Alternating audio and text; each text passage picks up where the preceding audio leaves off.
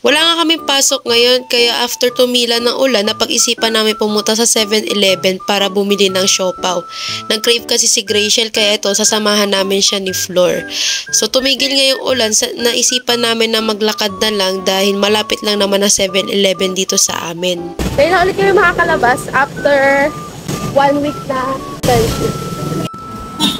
Time check! 5:22 na po guys. So makikita nyo ang langit. Magko-color gray na.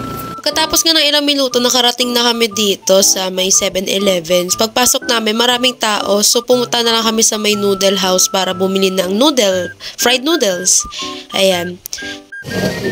Walang toppings. Masarap pa rin naman pala to kahit wala siyang toppings. So pag after namin kumain, bumalik kami sa 7-Eleven para maghanap ng chichirya.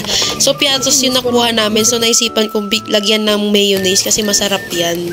Tikman nyo guys, highly recommended.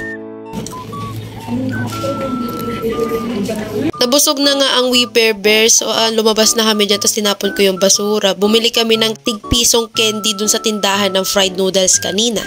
Uwi na po kami. Uwi na ba kami? Uuwi na ba? Uuwi na ba? Huwag pa daw. Tinikot mo. Uwi na kami. Transition, bye!